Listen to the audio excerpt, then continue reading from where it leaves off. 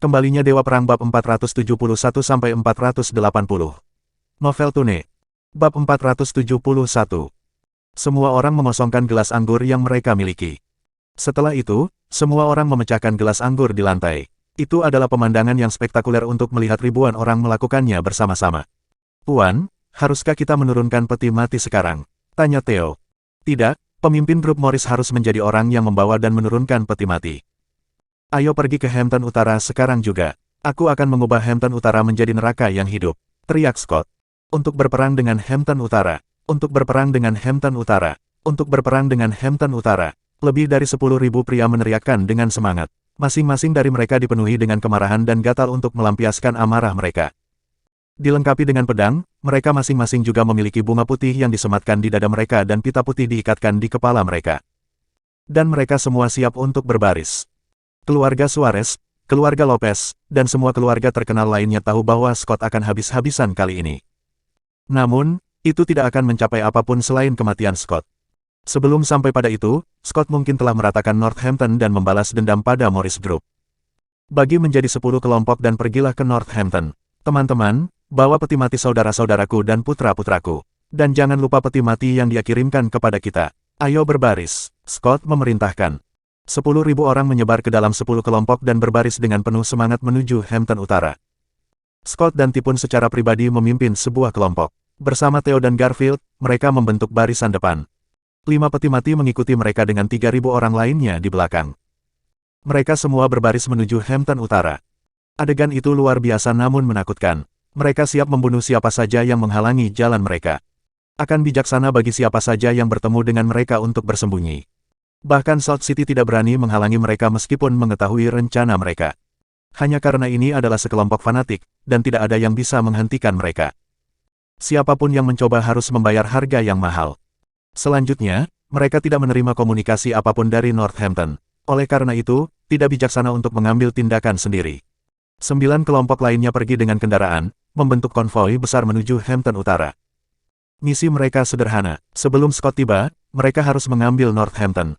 Idealnya, itu termasuk mengalahkan grup Morris dan menghadirkan Scott dengan kepala pemimpin mereka. Semua orang di Erudia menyadari tindakan besar Scott. Semua keluarga kuat di Salt City mulai bersembunyi, takut terseret ke dalam pertarungan. Ada 13.000 orang, dan situasinya sangat kacau. Kota-kota lain di Erudia gemetar ketakutan, cemas bahwa perang akan menyebar ke wilayah mereka. Tidak ada yang tahu bagaimana hasilnya. Semua orang berdoa untuk keselamatan Hampton Utara karena akan segera menjadi neraka di bumi. Kelompok orang gila ini akan melepaskan pertumpahan darah maksimum. Siapapun yang terkait dengan grup Morris tidak akan lepas dari cengkeraman mereka. Sekarang, Hampton Utara telah mendengar berita itu. Nueve, Trey, dan yang lainnya ketakutan. Dibandingkan dengan apa yang dimiliki Scott, mereka tidak berdaya. Scott menjadi kejam. Apakah dia benar-benar akan habis-habisan? Ketika Jesse mendengar berita itu, dia dengan cepat memeriksa Perci untuk melihat apakah mereka perlu mengambil tindakan balasan. Namun, jawaban Perci sederhana. Selama orang itu ada, mereka hanya harus melakukan apapun yang diminta. Baru saat itulah pikiran Jesse menjadi tenang. Atau mereka bahkan tidak akan bisa mengadakan pertemuan. Jika masalah meningkat, tidak mungkin dia bisa bersembunyi. Saat Scott memimpin pasukannya melalui jalan-jalan sempit, 3.000 pria dalam pakaian pemakaman membuat takut semua orang yang mereka lewati. Tidak ada yang berbicara sepanjang perjalanan di sana. Bahkan ketika mereka melintasi perbukitan, pasukan itu mempertahankan formasinya. Bagaimanapun, mereka adalah tentara elit Scott.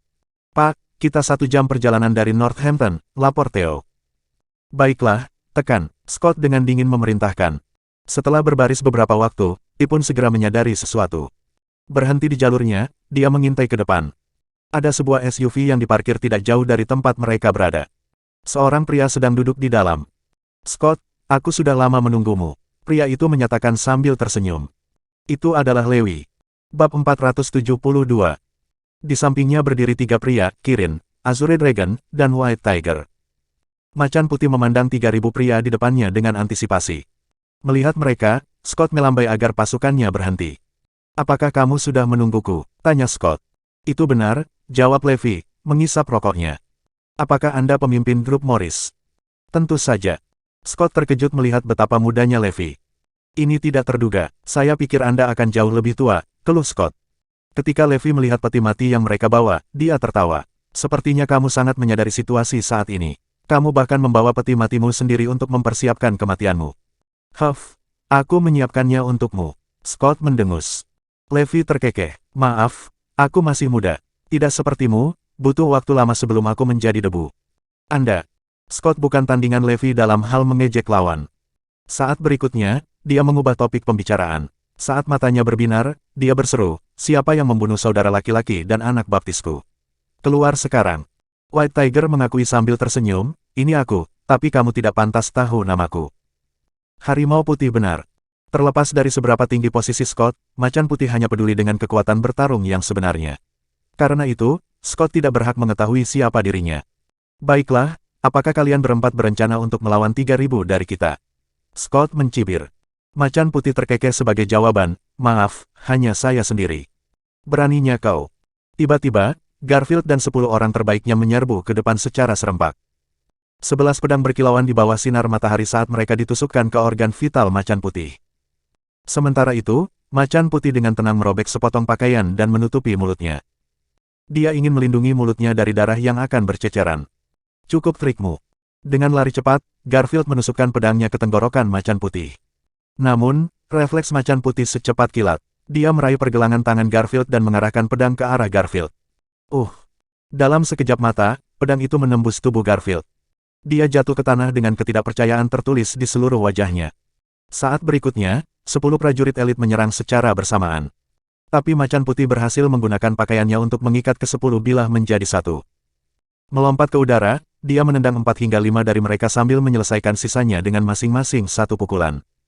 Darah berceceran di mana-mana. Dalam waktu kurang dari 10 detik, ke-10 pria itu telah jatuh. Itu adalah pemandangan yang spektakuler. Scott terkesan dengan apa yang dilihatnya. Pria ini benar-benar kuat. Semua orang tahu alasan Garfield menjadi top dog di Edge City adalah karena kekuatannya yang tak tertandingi. Bahkan 10 bawahannya sama-sama tak terkalahkan. Namun, tidak ada yang mengira mereka akan dibuang hanya dalam hitungan detik. Scott dan Theo sekarang mengerti mengapa Bones dan Golem mati. Mereka bukan tandingan musuh mereka. Tidak peduli seberapa kuat kamu, bisakah kamu menahan kekuatan 3.000 orang di belakangku? Scott merengut. Topan menghentikannya dan berkata, biarkan aku menyerangnya dulu. Mereka terkejut melihat ekspresi Tipun. Dia tampak seperti binatang buas yang sudah lama tidak melihat korban. Kedua matanya berkilauan dengan cara yang menakutkan seolah-olah dia sedang mengincar mangsanya. Saat itu, Tipun memancarkan ledakan energi yang menakutkan yang menghancurkan debu dan meninggalkan sekelilingnya. Pada saat itu, semua orang memperhatikan bau darah yang menyebar di udara. Mereka tahu tukang daging di dalam Tipun telah kembali, yang menikmati pembunuhan untuk kesenangan dan olahraga. Meskipun pensiun selama 30 tahun, kekuatannya terus tumbuh.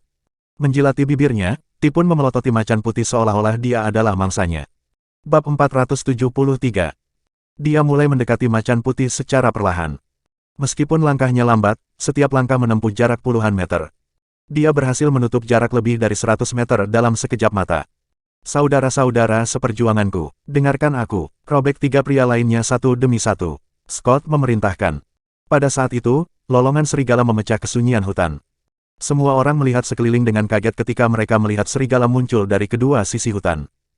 Tubuh mereka jauh lebih besar daripada serigala biasa. Ada 9 di sebelah kiri dan 9 lainnya di sebelah kanan. Apa yang membuat pemandangan itu lebih menakutkan adalah bahwa setiap serigala memiliki seorang pria yang menungganginya. Mereka berpakaian serba hitam dengan topeng yang menutupi wajah mereka. Yang bisa dilihat hanyalah mata mereka yang haus darah. 18 pria ini memiliki busur dan senjata tersandang di belakang punggung mereka. Di tangan mereka, ada granat, pisau militer, belati, dan jenis persenjataan canggih lainnya. Mereka membentuk resimen kavaleri Dewa Perang dan merupakan mimpi buruk musuh di medan perang. Setiap satu dari mereka bisa mengalahkan 1.000 orang. Saat melihat ke-18 orang itu, moral ke-3.000 orang itu melemah. Kebingungan mulai merajalela di antara mereka saat mereka melihat ke sisi mereka. Sejak kapan pria menunggangi serigala? Kami belum pernah mendengarnya sebelumnya. Untuk apa kamu panik? Serang, Scott berteriak. Ingat, bunuh semua orang yang menghalangi jalanmu. Dorongan Scott berhasil menyulut api semangat juang anak buahnya. Dengan 3.000 orang, mereka tidak perlu takut. Bisakah 18 pria ini benar-benar menghentikan mereka? Pada saat itu, semua serigala melolong panjang sebelum memulai serangan mereka. Saat ke-18 serigala menyerbu menuruni bukit, tanah bergemuruh dengan raungan yang menggelegar. Menghancurkan 3.000 pasukan, serigala dengan mudah memotong banyak dari mereka, membuat pasukan menjadi berantakan. Ark, jeritan kesakitan terdengar di mana-mana. Sementara itu, 9 kelompok anak buah Scott lainnya dengan cepat mendekati Hampton Utara. Tiba-tiba, mobil yang memimpin remnya macet dan menyebabkan seluruh konvoi berhenti. Ada sekelompok pria berdiri tepat di depan, mereka semua mengenakan seragam yang sama. Mereka mengenakan tank top hijau militer, celana berwarna serupa, dan sepatu bot hitam. Namun, mereka semua tidak bersenjata dan jelas merupakan Dragon Legion di bawah komando Alfie. Mereka juga dipecah menjadi 9 batalion untuk menghentikan musuh. Perintah Alfie kepada mereka sederhana, menyelesaikan misi dengan tangan kosong. Itu menyebabkan kelompok seperti binatang buas bersorak dengan sungguh-sungguh karena mereka tidak bertarung selama berbulan-bulan. Meski melihat pasukan Alfie, anak buah Scott tidak gentar. Beraninya mereka menghalangi jalan kita tanpa senjata. Saudara ipar, ayo bunuh mereka semua. Saat anak buah Scott menghunus pedang, mereka berbaris menuju Alfie dan pasukannya. Dari sudut pandang mereka, tidak masalah seberapa baik anak buah Alfie bisa bertarung. Tinju telanjang tidak akan pernah bisa mengalahkan baja dingin. Hari ini, mereka akan dipotong menjadi daging cincang. Itu akan sama untuk semua 8 kelompok lainnya. Saat semua anak buah Alfie menyerang, kedua belah pihak dengan cepat bentrok. Segera, tangisan kesedihan memenuhi udara. Sementara itu, Topan telah mencapai jarak 5 meter dari macan putih. Tiba-tiba, Tipun menambah kecepatan dan menyerbu ke depan, menghasilkan ledakan udara di belakangnya. Daun-daun di tanah tertiup ke belakang sementara 2 jejak kaki yang dalam bisa terlihat di mana dia baru saja berdiri. Datang entah dari mana, belati hitam dan emas muncul di tangannya. Saat belati muncul, itu memicu angin kencang. Angin akan menyengat siapapun yang bersentuhan dengannya, karena bisa memotong seperti pisau. Bentuk Tipun sempurna dalam hal sudut, kekuatan, dan kecepatannya ketika dia menusukkan belatinya ke depan. Dia dengan tegas ingin serangannya mengambil darah. Bab 474. Sementara itu, darah macan putih mendidih kegirangan saat melihat betapa dahsyatnya serangan musuhnya. Dia tidak menyangka dunia bawah memiliki seseorang yang begitu kuat pergi. Serangan itu datang dalam sekejap. Macan putih membungkuk ke belakang sedemikian rupa sehingga dia hampir menyentuh tanah. Dengan itu, dia bisa menghindari serangan itu. Pisau Tipun meleset dan menusuk batang pohon di belakangnya yang setebal pinggang pria. Tiba-tiba, pohon itu retak dari atas ke bawah sebelum meledak berkeping-keping, membuat potongan kulit pohon beterbangan kemana-mana. Itu adalah pemandangan yang sangat menakutkan. Tidak heran dia dikenal sebagai prajurit terhebat di Erudia. Namun, macan putih hanya menanggapi dengan senyuman. Itu cukup mengesankan, sekarang giliranku. Dengan itu, dia menerjang ke depan dengan satu pukulan.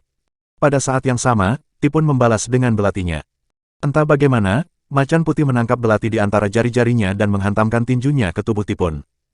Setelah tumbukan, Tipun terlempar ke belakang dan menabrak pohon besar. Sebelum dia bisa bangkit, macan putih sudah menyerangnya. Dia menghantamkan pukulan lain ke wajah Tipun. Darah mulai keluar dari mulut Tipun. Dia mencoba untuk melawan tetapi ditahan oleh macan putih, yang tidak memberinya ruang untuk bermanuver. Dengan Tipun yang disematkan, macan putih mengepalkan tinjunya berulang kali, seperti pemancang tiang.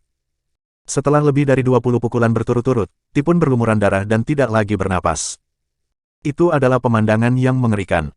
Mata Scott dan Theo melebar begitu lebar seolah-olah bisa keluar kapan saja. Apakah kesenjangan kekuatan begitu besar sehingga Tipun tidak memiliki kesempatan untuk membela diri? Tipun adalah prajurit terbaik di Erudia. Kegilaan macam apa ini? Itu tidak masuk akal. Mereka sekarang menyadari mengapa grup Morris bertindak dengan kurang ajar. Dengan begitu banyak karakter tangguh di antara mereka, mereka pasti pantas berperilaku seperti itu. Jika saja Scott memiliki bawahan yang kuat sebanyak mungkin di bawah komandonya, semua wilayah di sekitarnya akan menjadi miliknya. Dia tidak akan hanya memerintah Erudia. Ketika mereka berbalik untuk memeriksa pertempuran di belakang mereka, Scott dan Theo ternganga. Mereka mengharapkan kemenangan mudah mengingat peluang luar biasa dari 3.000 orang melawan 18. Namun, mereka tidak siap untuk apa yang mereka lihat. Tanah berserakan dengan orang-orang mereka. 3.000 orang dibantai dalam kekacauan oleh 18 penunggang serigala, yang tak terbendung. Semua orang mereka melarikan diri, karena tidak ada yang punya keberanian untuk bertarung. Serangan resimen kavaleri begitu menghancurkan sehingga rasanya seperti para dewa sedang menghukum manusia. Tidak ada manusia biasa yang mampu menahan penghakiman Tuhan. Resimen kavaleri setara dengan senjata nuklir di medan perang. Melawan musuh yang begitu lemah, mereka tampaknya menggunakan kekuatan secara berlebihan. 3.000 orang terlalu sedikit untuk memberikan tantangan. 30.000 orang akan memiliki peluang yang lebih baik. Kembali ke 9 kelompok lainnya. Ketika bawahan Scott bentrok dengan anak buah Alfie, mereka menyadari bahwa mereka telah salah menilai musuh. Orang-orang ini gila, mereka terlalu kuat untuk kita. Dalam 20 tahun pertempuran mereka belum pernah bertemu musuh yang begitu tangguh. Dalam sekejap mata, formasi 9 kelompok lainnya dipecah. Semua bawahan Scott ambruk di tanah sambil meringis kesakitan. Hanya butuh 2 menit untuk menghabisi mereka. 13.000 orang dikalahkan dalam waktu yang sangat singkat. Tidak ada yang mengharapkan hasil seperti itu. Di mata mereka, Scott tak terkalahkan. Namun, dalam menghadapi kekuatan sejati, mereka bahkan tidak bisa bertahan lebih dari 3 menit. Pada saat itu, Scott tercengang ketika dia menyadari Tipun telah mati dan ke-3.000 pasukan elitnya telah dikerahkan. Apalagi yang dia tinggalkan? Tidak ada sama sekali. Puan, 9 kelompok lainnya telah melaporkan bahwa mereka telah dikalahkan. Kami sudah selesai. Semuanya hilang. Bahkan Theo hampir menangis. Bab 475. Scott memejamkan matanya dengan putus asa. Semuanya hilang. Mereka tidak mengharapkan akhir yang begitu cepat. Peti mati yang mereka bawa memang dimaksudkan untuknya. Kesalahan terbesarmu adalah menyerang Northampton, atau kau masih bisa hidup. Scott tersentak saat mendengar suara Levi. Membuka matanya, dia bertanya kepada Levi, sebelum aku mati, bisakah kamu memberitahuku identitasmu? Tiba-tiba, Theo menyela dengan suara gemetar, Tuan, saya tahu siapa mereka. Apa? Tanya Scott. Ini Northampton, siapa yang tidak bisa kita sakiti di Northampton? Theo mengingatkan. Ketika Scott melihat para penunggang serigala, dia berseru, apakah itu resimen kavaleri yang terkenal? Apakah itu berarti dia, dewa perang? Scott menahan napas ketika dia menyebutkan nama prajurit tertinggi. Dia sama sekali tidak mengharapkannya. Tidak mengherankan bahwa kepala grup Morris adalah sebuah misteri, dan tidak ada informasi yang dapat ditemukan tentang dia. Satu-satunya desas-desus yang mereka dengar adalah bahwa tidak ada yang tahu dari mana dia berasal. Tidak masalah, karena dia adalah legenda itu sendiri. Seketika, Scott dipenuhi dengan penyesalan. Dia membenci fakta bahwa Sebastian telah memprovokasi dia untuk memimpin pasukannya keluar. Akhirnya, insiden yang menyebabkan begitu banyak kepanikan menghilang begitu saja, dan tidak ada yang lebih bijaksana. Ada banyak rumor yang menganggap insiden itu sebagai rekayasa. Scott tidak pernah mengumpulkan 10.000 orang sejak awal. Tidak ada hal seperti itu yang pernah terjadi. Namun demikian, satu rumor benar-benar benar. Scott telah menghilang. Semalam, dunia bawah Erudia musnah. Sesuatu yang tidak bisa dilakukan selama lebih dari 10 tahun dicapai dalam satu malam. Masa bersorak kegirangan. Bagaimanapun, Scott dan anak buahnya seperti parasit, dan mereka terus-menerus meneror penduduk. Ketika Levi menyuruh orang menyelidiki aset Scott, jumlahnya mencapai lebih dari 100 miliar. Dia memerintahkan semua uang untuk digunakan untuk amal. Siapapun yang berani menyalahgunakannya, dia secara pribadi akan meminta pertanggungjawaban mereka. Dengan itu, masyarakat menyambut baik keputusan tersebut. Keputusan populer seperti itu tentu akan meningkatkan kohesi di antara penduduk kota. Sekarang, tujuan Morris Group adalah untuk terus mengembangkan Northampton dan membelanjakan dananya untuk kepentingan rakyat. Sementara itu, Jesse bertanya kepada Levi apakah dia tertarik untuk pergi ke South City dan mengembangkan Erudia. Namun, Levi menolaknya untuk sementara waktu karena dia masih ingin berada di sisi Zoe. Dia telah memberitahu istrinya bahwa dia ingin memberinya masa depan yang diinginkannya. Karena itu, dia hanya akan pindah ke South City jika itu yang diinginkan Zoe. Setelah pertempuran, South City dan semua industri yang dikelola keluarga di kota-kota lain beroperasi dengan damai. Semua orang sadar bahwa Northampton tidak tersentuh, dan karena itu tidak ada yang berani menyerangnya. Jika mereka benar-benar pergi ke sana, mereka akan mengembangkan Northampton terlebih dahulu, sementara keuntungan berada di urutan kedua. Oleh karena itu, perkembangan Northampton dipercepat dengan sangat cepat. Suatu hari, Azure Dragon pergi menemui Levi. Apakah Anda masih ingat aset Scott senilai ratusan miliar? Tanya naga Azure. Ya, bagaimana? Apakah seseorang menyalahgunakan dana itu? Levi mengerutkan kening saat dia bertanya. Azure Dragon menggelengkan kepalanya, ini sebenarnya lebih buruk. Seseorang diam-diam memperoleh aset perusahaan. 80 miliar yang dimaksudkan untuk diinvestasikan dalam badan amal publik semuanya hilang. Apa? Bagaimana itu bisa terjadi? Apakah seseorang diam-diam menyedot uang itu? Levi berseru kaget. Bagaimana dana yang saya alokasikan secara khusus menghadapi masalah seperti itu? Apakah kamu sudah menyelidikinya secara menyeluruh? Levi bertanya. Kurang lebih, yang bertanggung jawab adalah perusahaan terbesar di Erudia, Triple Group dari Daxia. Mereka mengakuisisi perusahaan dan mengakses 80 miliar. Azure Naga menjelaskan. Bab 476. Beraninya mereka melakukan hal seperti itu tepat di depan hidungku. Apakah mereka mencari masalah? Levi marah. Levi menyadari bahwa orang asing ini diberikan banyak keuntungan khusus di Erudia. Sementara itu, warga negaranya sendiri tidak mendapatkan hak istimewa. Ini tidak akan mudah. Triple Group menyumbang porsi yang signifikan dari PDB Erudia dan menciptakan banyak lapangan kerja. Oleh karena itu, mereka diizinkan untuk bertindak dengan impunitas karena pemerintah daerah menutup mata terhadap tindakan mereka. Bahkan, pemerintah akan memperkenalkan banyak kebijakan yang mendukung bisnis mereka. Azure Naga menjelaskan. Apa yang dikatakan Salt City tentang itu? Levi bertanya. Salt City tidak tertarik untuk mengejar masalah ini dan telah setuju dengan tindakan mereka. Mereka mengatakan bahwa Triple Group telah berjanji untuk meningkatkan kontribusi mereka terhadap kesejahteraan publik dan amal. Naga Azure menghela nafas. Tiba-tiba, Levi membanting meja dengan kuat. Ini tidak bisa diterima. Bagaimana Erudia yang hebat bisa dimanipulasi oleh perusahaan asing? Mengapa kita membiarkan mereka mendikte apa yang kita lakukan? Levi menggelegar. Azure Dragon terkejut melihat betapa marahnya Levi. Beritahu Salt City untuk segera menangani ini. Levi menggonggong. Baiklah, aku mengerti. Levi sadar bahwa aset Scott sangat berharga, dan banyak pihak yang memperhatikannya sejak kematian Scott. Keluarga Suarez dan keluarga Lopez tahu yang sebenarnya tentang apa yang terjadi, jadi mereka menjauh. Namun, Triple Group tidak dan melakukan apapun yang mereka inginkan karena posisi mereka yang kuat sebagai perusahaan asing. Mereka menggunakan sekitar 1 miliar untuk memperoleh aset senilai 100 miliar. Itu menghasilkan keuntungan 80 miliar. Mungkin Salt City dapat mentolerir masalah ini, tetapi itu tidak dapat diterima oleh Levi. Dana itu seharusnya digunakan untuk kebaikan, karenanya, siapapun yang berani menyentuhnya akan merasakan amarahnya. Dengan itu, Azure Dragon dikirim ke kota selatan untuk mengatasi masalah tersebut. Sementara itu, Levi tiba di Oriental Star Group untuk bertemu dengan Zoe dan diberitahu bahwa Zoe sedang mendiskusikan sebuah kolaborasi. Di luar ruang pertemuan, Gary menceritakan kepada Levi dengan gembira, Tuan Garrison, bintang-bintang yang telah kami tata, Helena dan Maurice, sekarang sangat populer. Grup Triple mengundang kami untuk membentuk kolaborasi hari ini. Mereka ingin Helena menjadi juru bicara produk mereka, dan saya mendengar bayarannya akan mencapai 1 miliar. Juga, ini baru permulaan. Ada rencana untuk serangkaian proyek nanti. Semakin banyak Gary berbagi, semakin bersemangat dia. Ketika Levi mendengar bahwa Triple Group terlibat, dia mengerutkan kening. Apakah maksud Anda kelompok 3 dari kota selatan? Dia bertanya. Betul sekali. Setelah beberapa saat, negosiasi untuk kemitraan selesai. Dasar untuk kolaborasi telah diletakkan. Yang terjadi selanjutnya adalah pembahasan harga dan penandatanganan kontrak. Zoe hanya tersenyum. Sejak 2 film blockbuster mereka, jumlah perusahaan yang ingin Helena menjadi juru bicara mereka atau menghadiri acara komersial mereka meningkat secara signifikan.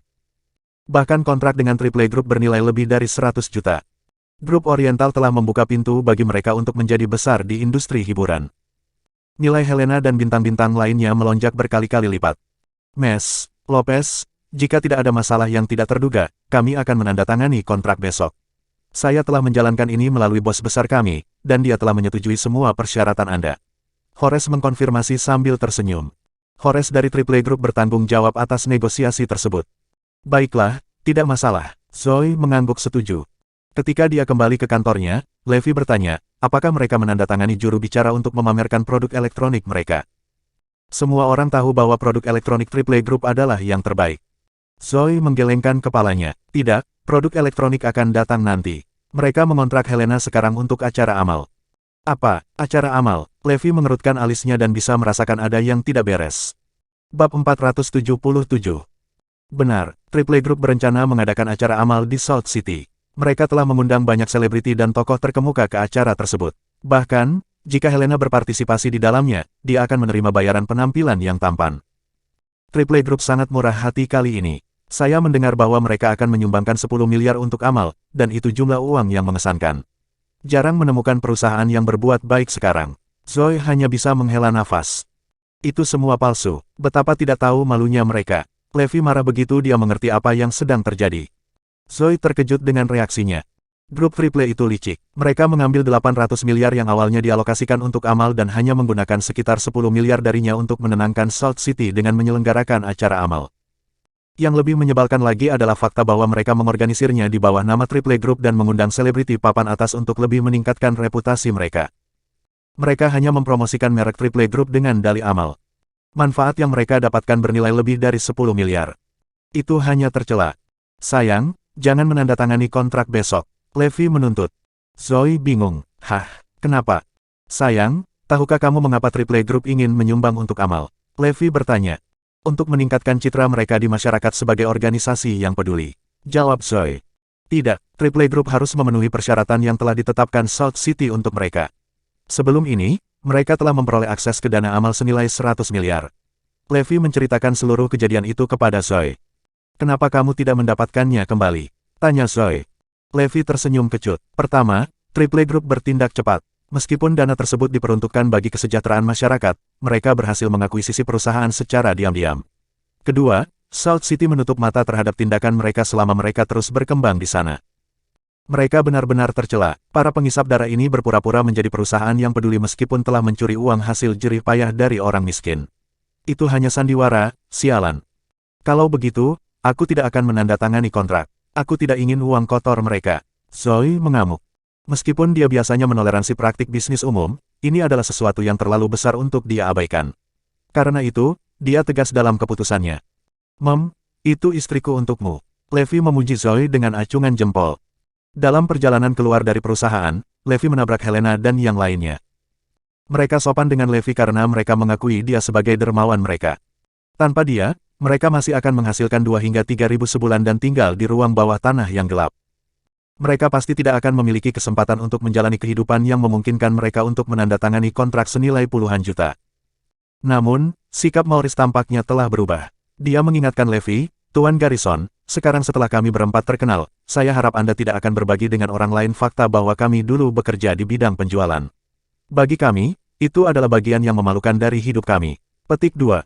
Sementara itu, Helena mencoba mendorongnya, tetapi Maurice bersikeras. Dia menambahkan, kami pasti akan memberi Anda biaya insentif. Mengapa Anda tidak memberitahu kami berapa banyak yang Anda inginkan, dan saya akan meminta seseorang untuk membayar Anda. Setelah itu, kami akan berpura-pura tidak mengenal satu sama lain. Jika Anda membocorkan rahasia kami, saya pasti akan membuat Anda membayar. Sudah menjadi rahasia umum di perusahaan bahwa Maurice penuh dengan dirinya sendiri sejak dia menjadi sukses. Dia tidak menghormati orang lain lagi. Biaya insentif. Baik, beri saya 10 miliar kalau begitu. Jawab Levi. Bab 478. Semua orang tercengang mendengar tuntutan Levi. Maurice menatap Levi tak percaya. Kamu benar-benar serakah. Aku memperingatkanmu untuk tidak berlebihan. Levi mengabaikannya dan pergi. Kenapa dia seperti itu? Maurice marah. Helena menegurnya, Maurice, bagaimana kamu bisa berbicara dengan kasar padanya? Tuan Garrison adalah dermawan kami. Huff, aku akui kita berutang padanya. Tapi alasan aku populer sekarang adalah karena usaha dan kemampuan aktingku sendiri. Dia mungkin berkontribusi sekitar 10% dari kesuksesan kita. Itu sebabnya aku ingin memberinya uang untuk membayarnya. Kebaikan, sebaliknya, dia ingin mengambil keuntungan dariku. Maurice mencibir. Helena memelototinya sebelum dia pergi, marah. Dalam hidup, ada banyak orang yang menjadi terkenal atau kaya dalam semalam. Sulit untuk tetap membumi karena kebanyakan orang tidak bisa membantu tetapi membiarkan kesuksesan mencapai kepala mereka. Setelah Maurice menjadi terkenal dalam semalam, sikapnya berubah secara signifikan. Dia tidak peduli dengan teman-teman lamanya dan putus dengan pacarnya selama 7 tahun. Di kantor, dia selalu mengudara. Selain Zoe, dia tidak akan memperlakukan orang lain dengan hormat. Sampai-sampai ia menerima pekerjaan swasta untuk penghasilan tambahan. Rumor mengatakan bahwa kehidupan pribadinya juga berantakan. Zoe sekarang menyadari perilakunya. Apakah kamu tidak akan melakukan sesuatu tentang dia? Levi bertanya. Mengingat kedua film itu berjalan dengan sangat baik. Kami hanya bisa menutup mata untuk saat ini, jawab Zoe dengan ekspresi tak berdaya. Tiba-tiba, nada suaranya berubah. Namun, dia sudah keterlaluan. Dia dan Helena seharusnya dibayar beberapa ratus ribu untuk berakting di film. Tapi, ketika dia melihat betapa populernya film itu, dia menuntut bonus setidaknya 10 juta. Atau gaji, setidaknya 20 juta untuk film berikutnya. Sejujurnya, dia sangat populer dan sangat berharga. Omong-omong, bagaimana dengan Helena? Levi bertanya. Zoe menanggapinya dengan senyuman. Helena dan yang lainnya sangat berterima kasih dan telah menyerahkan semua keputusan kepada perusahaan. Sikap mereka tidak banyak berubah meskipun mereka sukses.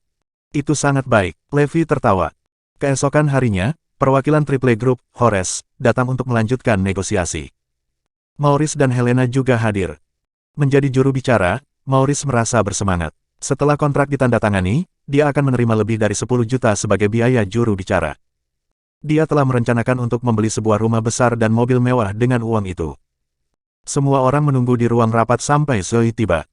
Mes, Lopez, Jika Anda tidak memiliki masalah, silakan tanda tangani kontraknya, saran Horace sambil tersenyum. Sambil tersenyum kembali kepadanya, Zoe menjawab, maaf, Tuan Waller, saya tidak akan menandatanganinya hari ini. Apa? Keputusan Zoe sama mengejutkannya dengan disambar petir. Semua orang di ruangan itu tercengang ketika mereka memandangnya dengan tak percaya. Bukankah semuanya berjalan baik kemarin? Triple Group sangat murah hati dengan biaya juru bicara senilai 100 juta. Mengapa dia berubah pikiran? Sebelum Gary dan yang lainnya bisa menjawab, Maurice tidak bisa duduk diam lagi. Mes, Lopez, kenapa? Di mana lagi kita bisa menemukan kolaborasi seperti itu? Dari semua penawaran terbaru yang kami terima dari perusahaan lain, Triple Group telah memberi kami persyaratan terbaik. Maurice menatap Zoe dengan tak percaya. Levi, yang duduk di samping, mencibir, manajemen telah memutuskan untuk tidak menandatanganinya. Apakah Anda meragukan keputusan manajemen? Kamu, aku. Maurice tercengang mendengar tantangan Levi. Tidak peduli seberapa sombongnya dia menyadari bahwa dia masih bergantung pada Zoe. Kenapa kamu tidak diam saja karena Mes? Lopez punya alasan. Helena dan rekan-rekannya menahan Maurice. Bab 479. Maurice sekarang menjadi semakin arogan. Selama rapat manajemen, dia bersikeras untuk menyela. Dia kesal tetapi memaksa dirinya untuk menekan amarahnya. Sementara itu, Gary bertanya, Mes, Lopez, apa yang terjadi? Kami tidak mengadakan pertemuan untuk membahas ini, jadi mengapa kami menolak kontrak sekarang? Semua anggota manajemen lainnya bingung. Horace juga bertanya sambil tersenyum, Mes, Lopez, bolehkah saya tahu apa masalahnya? Bukankah kita jelas berada di halaman yang sama kemarin? Mengapa Anda menarik kembali kata-kata Anda hari ini? Saat itu, Maurice mau tak mau menyela, itu benar. Mes, Lopez, keputusan Anda menunjukkan bahwa Anda tidak dapat dipercaya. Anda tidak bisa membiarkan agenda pribadi Anda memengaruhi cara Anda menjalankan perusahaan. Sebagai aktor, kredibilitas penting bagi kami. Juga, bahkan jika kamu bosnya, kamu tidak bisa menghina kami seperti itu. Tahu tempatmu, Zoe tiba-tiba berteriak, mengejutkan semua orang yang hadir. Manajemen perusahaan mengadakan rapat. Sejak kapan kamu punya hak untuk berbicara? Kamu menjadi semakin lancang. Zoe menggeram karena dia tidak bisa mentolerir perilaku Maurice lagi. Sementara itu, Levi diam-diam menyombongkan diri. Terlepas dari sikap lembut istrinya, dia akan membalas ketika terpojok. Maaf, Nona Lopez. Maurice meminta maaf dan menundukkan kepalanya dalam diam. Dia benar-benar malu setelah ditegur oleh Zoe di depan semua orang. Karena itu adalah momen paling memalukan dalam hidupnya, yang dia rasakan hanyalah kemarahan. Mengepalkan kedua tangannya erat-erat, dia berjanji pada dirinya sendiri, Zoe dan Levi, tunggu saja. Aku akan membalas dendam. Zoe menjelaskan kepada Horace, Waller, saya melakukan riset tadi malam dan menyadari bahwa perusahaan Anda tidak jujur. Gala amal yang Anda selenggarakan itu palsu. Mendengar itu, ekspresi Horace menjadi gelap. Apakah Zoe tahu yang sebenarnya? Oleh karena itu, saya tidak akan berpartisipasi dalam acara yang bertentangan dengan hati nurani saya. Saya juga tidak akan membiarkan karyawan saya melakukan hal yang sama juga. Oleh karena itu, saya tidak akan menandatangani kontrak karena saya khawatir hal tercela seperti itu akan terjadi. Berdampak negatif pada reputasi Oriental. Zoe mencibir. Horace terkikik, baiklah, itu hanya sekelompok selebritas. Ini lelucon bahwa Anda pikir saya tidak dapat menemukan mereka di tempat lain. Lain kali, jangan berharap untuk pernah bekerja dengan Triple Group lagi. Dengan marah, Horace bersiap untuk pergi. Saya ingin memberi saran kepada perusahaan Anda. Jika Anda terus mengambil keuntungan dari orang lain, karma akan datang untuk Anda. Terutama jika itu melibatkan 100 miliar. Apakah Anda tahu berapa banyak orang yang memiliki uang hasil jerih payah itu? Zoe memperingatkan. Anda. Lebih marah lagi, Horace membanting pintu saat dia pergi.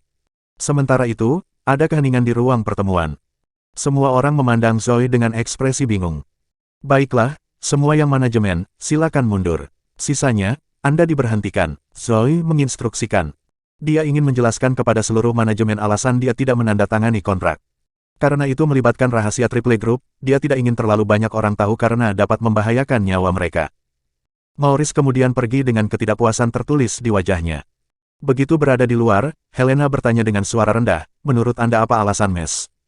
Lopez menolak kontrak. Aku yakin dia punya alasan.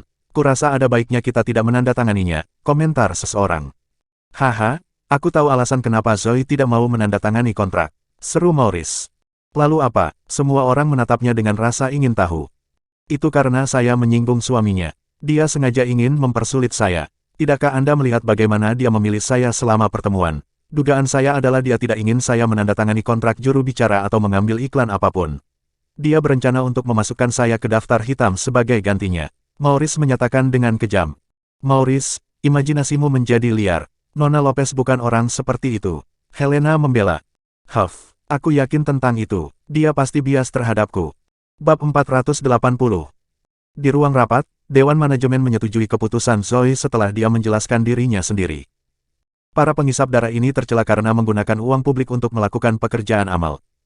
Itu benar, jika grup bintang Oriental terlibat dengan mereka, itu akan menghancurkan reputasi kita ketika kebenaran ditemukan. Gary dan anggota manajemen lainnya sangat marah.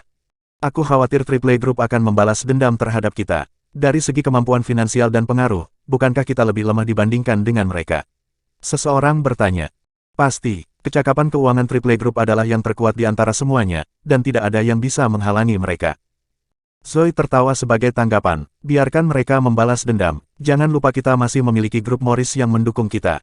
Sementara itu, Horace tidak meninggalkan Northampton. Sebaliknya, ia pergi mencari perusahaan hiburan yang berbeda, mengingat Northampton memiliki industri hiburan paling berkembang di wilayah tersebut. Ada banyak sekolah drama bagus di sana yang secara alami mengarah ke perusahaan hiburan yang lebih baik. Di malam hari, Horace berada di dalam hotel bintang 5. Berdiri di depannya adalah Maurice, Helena, dan bintang baru lainnya dari Istal Oriental Star Group. Horace tidak mau menyerah pada mereka karena film baru mereka menjadi blockbuster baru-baru ini. Oleh karena itu, mereka terlalu populer untuk diabaikan.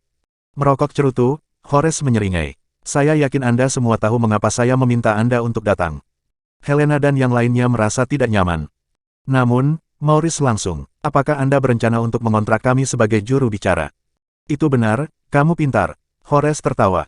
Helena menyela, tapi kami tidak bisa melakukan ini, Mer. Waller, Anda harus melalui perusahaan kami terlebih dahulu. Terlebih lagi, Mes, Lopez telah menolak Anda pada hari sebelumnya. Sambil mengisap cerutunya, Horace berseri-seri. Saya telah melihat kontrak yang Anda tanda tangani dengan Oriental. Pembatasan yang mereka berikan pada Anda agak longgar. Semua orang termasuk Helena menyadari hal itu. Zoe menghargai kebebasan, jadi dia tidak memaksakan pada mereka istilah kejam yang akan membatasi pilihan mereka. Kontrak mereka memungkinkan mereka untuk mengambil pekerjaan lepas. Perusahaan hiburan lain akan memberlakukan kontrak kaku pada artis mereka untuk mengikat mereka ke perusahaan. Persyaratannya akan sangat kejam sehingga perusahaan bahkan akan menentukan makanan apa yang mereka makan. Horace melanjutkan, oleh karena itu, Anda tidak perlu khawatir menerima pekerjaan lepas. Perusahaan tidak memiliki dasar hukum untuk mengambil tindakan terhadap Anda. Dengan lambaian tangannya, asisten Horace mengeluarkan satu set kontrak. Anda akan mendapatkan masing-masing 15 juta. Setelah itu, perusahaan kami akan mengontrak Anda sebagai juru bicara untuk produk elektronik kami. Kami akan menawarkan gaji setidaknya 80 juta per tahun. Horace menyatakan. Pada saat itu, mata Maurice berbinar ketika dia menjawab, fantastis. Saya akan menandatanganinya. Uang tidak penting selama saya dapat memiliki kesempatan untuk bekerja dengan perusahaan sebesar Triple Group. Hebat, Anda tahu apa yang baik untuk Anda, saya terkesan. Horace berkomentar. Maurice menandatangani kontrak di depan Helena dan yang lainnya. Dalam waktu kurang dari 10 menit, 15 juta tiba di rekeningnya. Maurice sangat gembira. Setelah bekerja keras melalui 2 film untuk Oriental, yang dia terima hanyalah 500 ribu. Sekarang, dia menerima 15 juta hanya untuk berpartisipasi dalam acara amal. Sebuah rumah besar, mobil mewah, wanita cantik, dia bisa membeli apapun yang dia inginkan sekarang. Semua orang memandang dengan iri karena tidak ada yang bisa menyangkal godaan 15 juta. Helena, apa lagi yang kamu tunggu? Tanda tangani, 15 juta. Kamu tidak perlu merasa buruk untuk perusahaan karena kontrak mereka tidak membatasi kami untuk melakukan pekerjaan lepas. Maurice membujuk yang lain. Jadi bagaimana jika mereka tahu? Kita harus melakukan apapun yang kita mau. Bersambung.